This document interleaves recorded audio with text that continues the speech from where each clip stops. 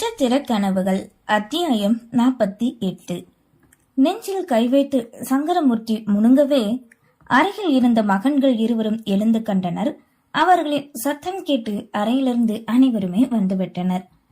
சோஃபாவில் சரிந்து துடித்துக் கொண்டிருந்த கணவரை கண்ட விஷாலாட்சியோ, ஐயோ என்னங்க, என்ன பண்ணது, ஐயோ ஐயோ கதறி தவித்து புலம்ப வலியில் துடித்தவரின் விலைகள் சொருகுவதை கண்ட தேவா, அதித்தி ஆபத்து என்பது கண்டதும் புரிந்து விட்டது. இல்ல, அப்பாவத்துக்கு உடனே ஹாஸ்பிட்டல் போகணும், பரபரப்போடு கூறிய தேவகிருஷ்ணன் அவரினை தூக்க முயல உயிர் போகும் வழியில் துடித்து மயக்கத்திற்கு சென்று விழிகளையே மூடினார். தட்டி எழுப்ப போராட பெண்களோ செய்வதறியாது தவித்து அழுகையோடு நிற்க அதித்தி காற்றாவியை எடுத்துக்கொண்டு வந்தவாறு தன் மருத்துவமனைக்கு தகவல் தெரிவித்தாள். மகன்கள் இருவரும் தாங்கி சுமந்து கொண்டு ஒரு வழியாக காரில் ஏறி அருகில் இருக்கும் அதித்தியின் மருத்துவமனைக்கு சென்றனர். மணியோ இரவு 1. சங்கரமூர்த்தியின் இந்த நிலை அனைவரும் பதற வைத்தது. கட்டுமஸ்தான உடல்வாக கொண்ட ஒரு நாளும் அமராது உழைக்கும் மனிதருக்கு நெஞ்சுவலி என்பதை தான் இவர்களால் நம்பவே முடியவில்லை. யாருக்கு எந்த நொடி வரும் என்பது கடவுள் விதித்த செயல்தானே. மருத்துவமனை அருகே நெருங்கியதுமே வாசலில் ஆட்கள் காத்திருக்க அவரை படுக்க வைத்து ஐசியூ அறை நோக்கி சென்றனர். ஏற்கனவே இருந்த மருத்துவரோடு தேவா, அதித்தி இருவரும் உள்ளே சென்றுவிட மற்றவர்களை வெளியே இருக்க கூறிவிடவே தவிப்போடும் கலக்கத்தோடும் காத்திருந்தனர். நேரங்கள் செல்ல அவருக்கு சிகிச்சை கொடுத்து கொண்டிருக்க வரும் வழியிலே தந்தைக்கு அழைப்பு சொல்லியிருந்தாள் அதித்தி. அதனால் உடனே கிளம்பி இப்போது பசுபதி, ராதிகா, ஆதிரன் மூவருமே வந்துவிட்டனர். ஒண்ணு ஆகாது, நான் போய் பாக்குறேன் கூறிய பசுபதி உள்ளே சென்று விட அழுது தவித்து வீட்டார்கள் தான் நோய்ந்து போய் இருந்தனர். தாங்கள் வீட்டின் அஸ்திவாரமே சங்கரமூர்த்தி தானே, அவர் இல்லை என்றால் எப்படி குடும்பம் நிலைக்கும், சீட்டுக்கட்டுகளாக சரிந்து விடுமே நினைத்து அனைத்து கடவுள்களையும் வேண்டினர். கடவுளே, அந்த நொடி நீங்க மட்டும் ராத்திரி நேரம் தூங்கலாம், நான் தூங்க கூடாதா என்ற எண்ணத்தோடு நித்திரையில் இருந்தது கடவுள். பல மணி நேரங்கள் கடந்து செவிலி பெண்கள் உள்ளே போக வெளியே வரவென இருக்க ஏதேதோ கொண்டு செல்ல என்ன செய்கிறார்கள் என்று தான் தெரியவில்லை. ஆதிரனும் இளந்திரையின் அருகில் நின்று ஆறுதல் கூறினாலும் அழுது வடிந்து வாடிய தோற்றமென துவண்டு நிற்கும் தமிழ்ச்செல்வியை தான் கண்டான். அவளை தன் தோளோடு சாய்த்து அணைத்து ஆறுதல் கூற வேண்டுமென மனமோ ஏங்க தன்னைத்தானே திட்டிக் கொண்டான். இருந்தும் மனமோ கேளவில்லை. ஒரு வழியாக சிறிது நேரம் சென்று அனைவரும் வெளியே வர, தேவா என்னாச்சுடா அவருக்கு?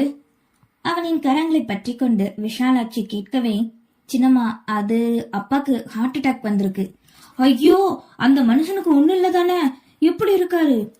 அத்தை, சித்தி, எந்த பிரச்சனையும் இல்ல, இப்போ ட்ரீட்மெண்ட் கொடுத்திருக்கோம், ஆனா இது கொஞ்சம் சீரியஸ் தான், சர்ஜரி பண்ணணும், பண்ணனா குணமாக வாய்ப்பு. அதித்தி கூற வரவே, ஐயோ என்னங்க, அப்போதே மடிந்து கதறி அழ யாழ்மதியோ தாங்கி பிடித்தாள்.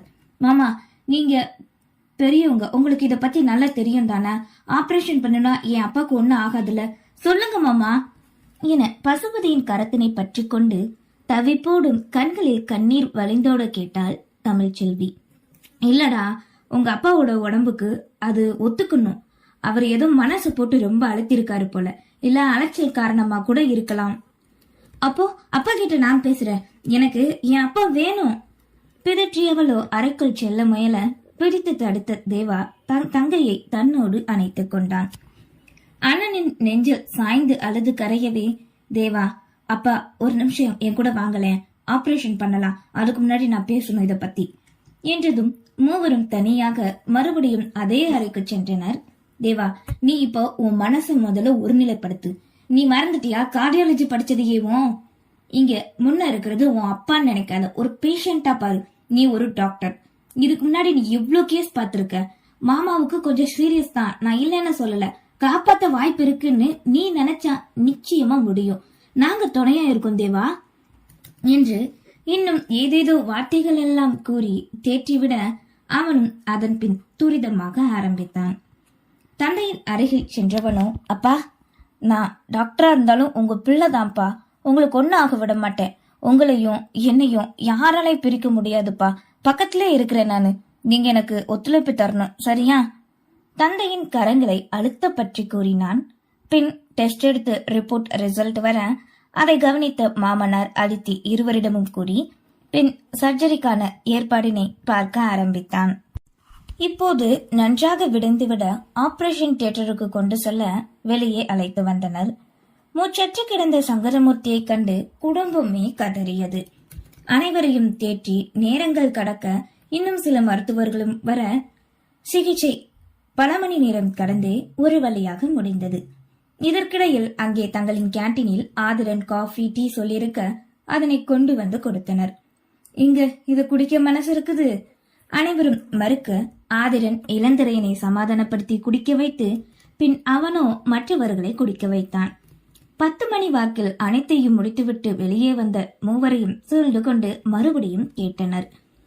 சர்ஜரி நல்லபடியா முடிஞ்சது. அப்பா மயக்கத்துல இருந்தாலும் எங்களுக்கு ஒத்து போனாரு. 6 மணி நேரம் கழிச்சுதான் எதுவும் சொல்ல முடியும். ஆனா உயிருக்கு எந்த ஆபத்தும் இல்ல சின்னம்மா. அத்த இன்னும் கொஞ்ச நேரத்துல வேற வார்டுக்கு மாத்தினதும் எல்லாரும் போய் பார்க்கலாம் என தேவகிருஷ்ணன் கூற இப்போதுதான் போன பாதி உயிரே திரும்ப வந்தது போல் உணர்ந்தது அனைவருக்கும். மீதி உயிர் எப்போது வருமே என்ற தவிப்பு உள்ளுக்குள் இருந்தது. அப்போது அந்த மருத்துவமனைக்கு தன் பாட்டியின் பரிசோதனைக்கு உடன் வந்திருந்த ருத்ராவின் தோழி ஒருத்தி இளந்திரையனை கண்டாள். இவன் தானே நேத்து காலையில ஜவுளி கடையில வச்சு ருத்ரா கிட்ட பேசினது. அவ கூட பழி வாங்கணும் அதுதுன்னு ஏதோ காரணமா சொன்னாலே. இப்ப எதுக்கு இவன் இங்கே இருக்கான், அதுவும் கூட்டமா இருக்காக நினைத்தவளோ வரவேற்பில் இருந்த பெண்ணிடம் சென்று என்ன என்று விசாரித்தாள். எங்க டாக்டர் தேவா சாரோட அப்பா அவங்க, அதுவும் இல்லாம இந்த ஹாஸ்பிட்டல் சீஃபோட சம்பந்தி, உடம்புக்கு முடியாம நெஞ்சு வலின்னு அட்மிட் பண்ணிருக்காங்க. இப்பதான் சர்ஜரி முடிந்தது என்று தோண்டி தோண்டி துருவி விசாரித்துக் கொண்டாள். உடனே அந்த மருத்துவமனை விட்டு வெளியே வந்தவளோ தன் கல்லூரி தோழி ருத்ராவிற்கு அழைத்து விஷயத்தினை பகிர்ந்தாள். இங்கே சாகவாசமாக வீக்கெண்ட் என்பதால் நித்திரை கொண்டிருந்த ருத்ராவிற்கு இந்த செய்தி இன்பமாய் செவியில் ஒலித்தது. தேங்க்ஸ் டி, மார்னிங்கே சூப்பரான நியூஸ் சொல்லிருக்க கூறிவிட்டு குதூகலத்தோடு கைபேசியை வைத்தவளுக்கு நேற்று இரவு தந்தைக்கு போன் செய்து தான் திட்டியதுதான் ஞாபகம் வந்தது. இளந்திரையன் சென்னையில், அதுவும் யாழ்மதிக்கு ஆசையாக புடவை எடுத்து வந்ததை தாங்காது அன்று முழுவதும் கொதித்துக் கொண்டிருந்த ருத்ராவிற்கு இரவு நேரம் போல் தந்தையிடமிருந்து அழைப்பு வந்தது. எடுத்த நொடியே, நீங்க ஏன்னா இருக்கீங்க, எதுக்கு என் உசுர வாங்குறீங்க என்றுதான் கத்தினாள். என்னம்மா என்னாச்சு? நீலகண்டன் கேட்க நடந்த அனைத்தையும் கொதித்து போய் கூறினாள். ஏதோ நீங்க அவங்கள அவமானப்படுத்தது வளகாப்பு ஏற்பாடு பண்ண அது இதுன்னு குதிச்சீங்க. ஆனா இங்க குடும்பமே சந்தோஷமா இருக்காங்க போல. கத்த அவரும் சென்னை செல்வது தனக்கு தெரியாது என்று கூறினார். என்ன தெரியாது? நீங்க முதல்ல இதெல்லாம் விசாரிக்கணும். உங்க மருமக உங்களுக்கு தெரியாம பேசியிருப்பால, அவளுக்கு தெரியாமலா இருக்க போகுது. எல்லாம் அவளுக்கு நீங்க கொடுக்கற இடம்தான். அந்த நினைப்புலதான் அவ அண்ணகாரன் என்கிட்டயே ஒண்ணும் பண்ண முடியாதுன்னு தெனாவட்டா பேசிட்டு போறான். அம்மாடி, மருமக வயிற்றுல நம்ம வீட்டு ரத்த வாரிசுடா. இதையே சொல்லாதீங்கப்பா. குழந்தை பிறந்தா நம்ம வம்ச தலைக்க வந்தவன்னு சேர்த்து கொண்டாடுவீங்க. என்னமோ பண்ணுங்க, இனி என்கிட்ட பேசாதீங்கப்பா. குடும்பமா சந்தோஷமா கூத்தடிங்க நீங்களும். கத்திவிட்டு ஆக்ரோஷமோடு தன் கைபேசியை எரிந்தாள் ருத்ரா.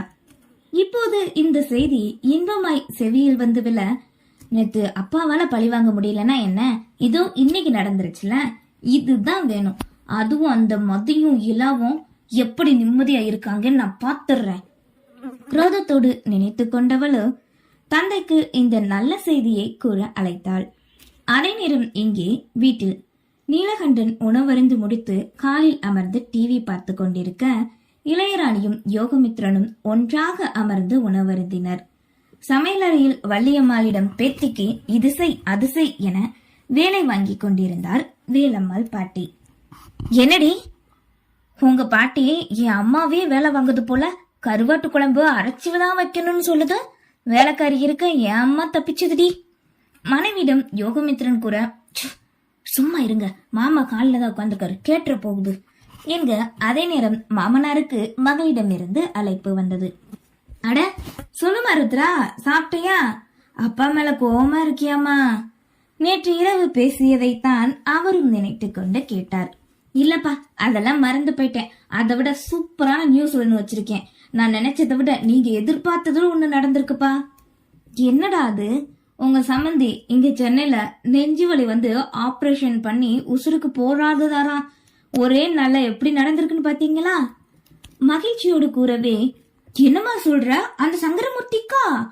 நமக்கு பாவம் பண்ணா நெஞ்சு வலி வராம எப்படி இருக்கும் என அவரும் சந்தோஷமாக கூறி கேட்டுக்கொண்டிருக்க, தந்தைக்கு நெஞ்சுவலி என்ற செய்தியை தொண்டைக்குள் இறங்கிய நொடியே உணவு அதை கேட்டதும் புறையேற வெளியேறியது. ஹே, பாத்து பாத்து கூறிய யோகமித்ரன் தண்ணீர் எடுத்து கொடுக்க முயல, மாமா அழைத்தவாறு அப்படியே வேகமாய் அவரை நோக்கி சென்றாள் இளையராணி.